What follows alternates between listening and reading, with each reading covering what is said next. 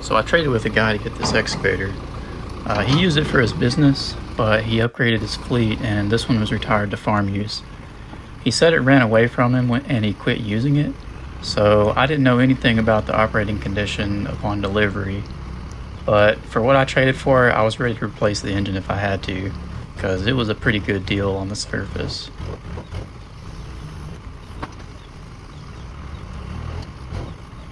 So this machine is an IHI 28J, which means it's 2.8 metric tons, or about 6,200 pounds. J series means it's somewhere in the 90s model. I'm thinking like 95 to 2000 model. And at the time that I got this, it had about 4,400 hours.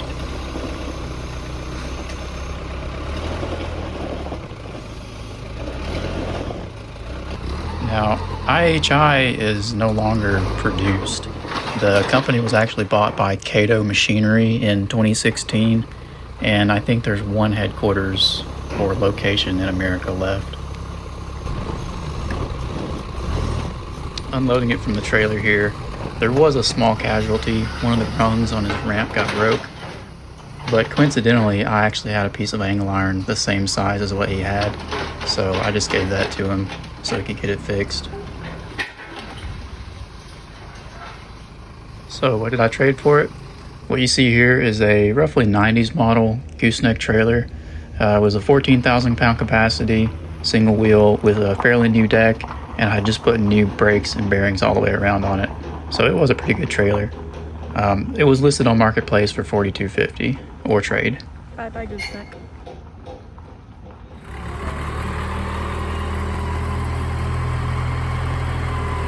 So the next step was I got it pulled up to the shop just so I could work on it a bit easier.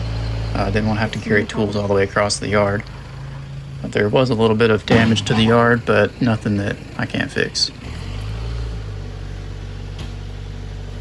Now, also checking the oil, he did mention this, is that it was like progressively leaking as it sat. And as you can see right here, it's all the way full, like it's coming out of the dipstick tube.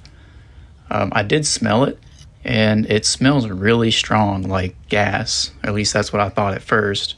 So the next thing I did was I took a fuel sample and I compared it with known good diesel, but they look the same, they smell the same. So I don't know about that one. My initial thought was maybe some gas had been added to it and it made its way through one of the injector pumps or all the injector pumps and started mixing with the oil. But that was not the case. So before trying to start it, I definitely need to get this oil changed. In total, I drained, I think, 7.5 quarts out, but the capacity on it, I think, was 4.5. I'm glad to see that there's no metal coming out, though.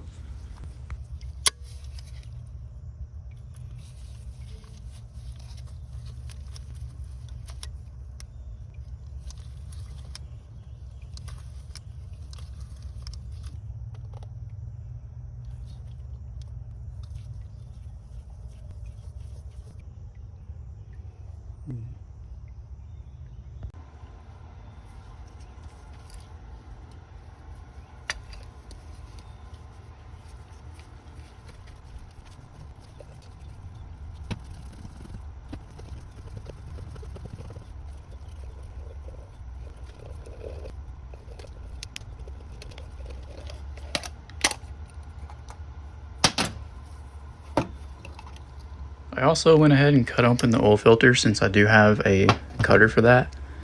I pulled apart the pleats and there was literally nothing, like not even carbon deposits. It was a really good sign considering the story that came with it.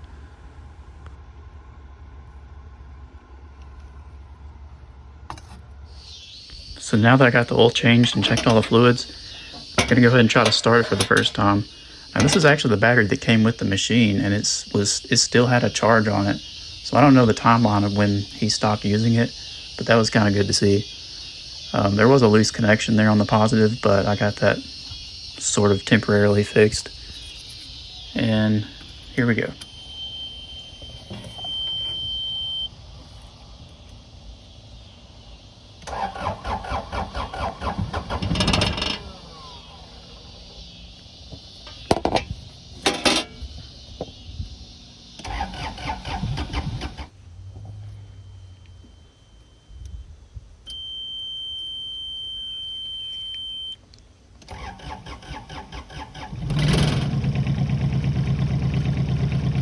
Now, I did have to retake that shot, but the first time it did start, it was very uneventful.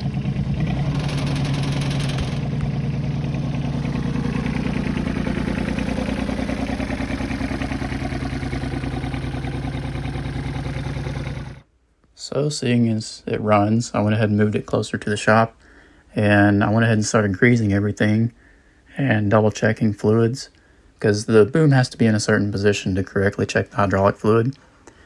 But tomorrow morning, I'm going to try to do some digging with it and see how it does.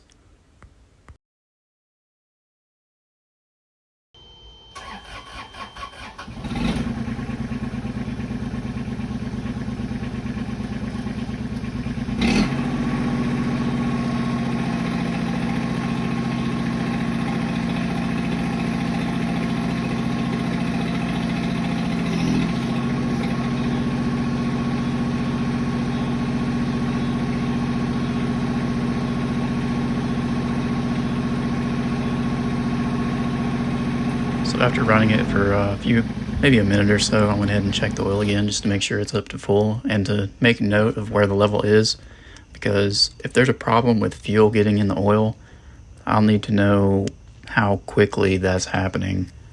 So you can see right here the level, and tomorrow morning I will check it again.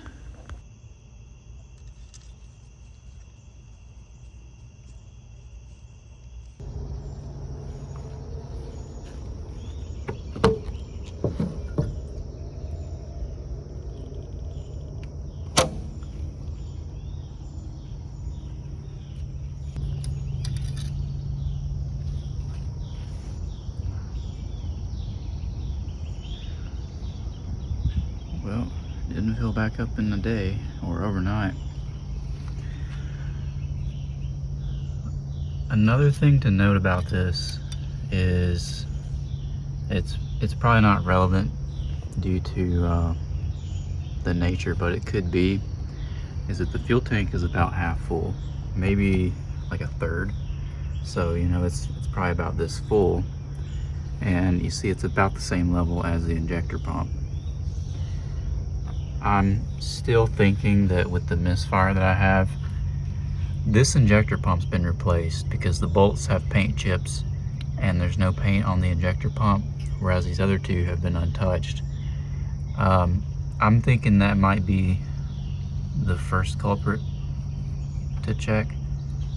I'm thinking that it's probably has some sort of failure and that it's bypassing fuel into the oil, and that's probably what led to the runaway that he was talking about. The oil, I initially thought the oil had gas in it because when I checked it on the stick, it smelled really pungent, like straight up gas. But maybe my sense of smell wasn't the best at the time, because I poured out some fresh diesel and compared the two, and they looked different, but they smelled very similar. The fuel in this one still smelled a little bit stronger for some reason, but I don't think it's gas. I also did the flashpoint test, and you know, it burned the same way. It could just be a different grade of diesel or some trace amounts of biodiesel or different ratios. I don't know, but yeah, we'll take baby steps in here and see how it goes. So unknown to me at this time, but I did find out later that, for one, the glow plugs on this do not work. That's why it has to crank so long. And number two is that this battery, I think, has a weak cell, because I did change it out later on and it cranked way faster.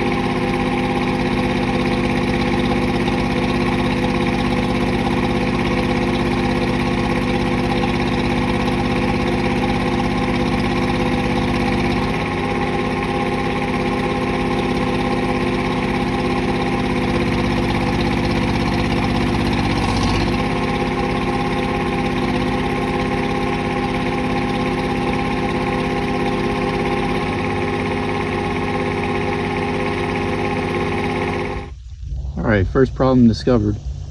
As I was tracking it over to some tree stumps in the yard, the temp gauge came all the way up into this upper range. So I shut it off, came to the back and listened, and I could hear the coolant starting to boil out. So before I moved it, I did check in here because there was one thing I didn't check, and I pushed down on the belt. You barely see it in there, and it is very loose. So I'm gonna tighten that up and see if maybe the fan's just not running enough or the water pump. We'll go from there.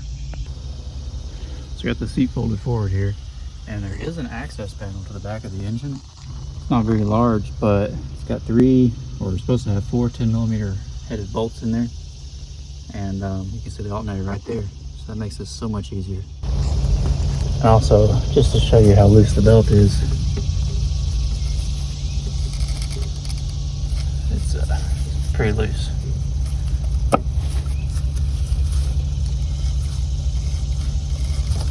Yeah, I can turn.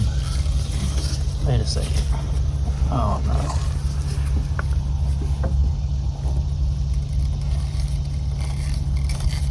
I don't think the engine's that easy to turn over.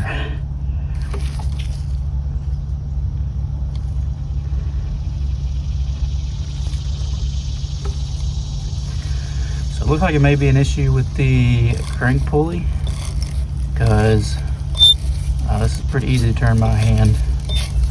I don't think I should be able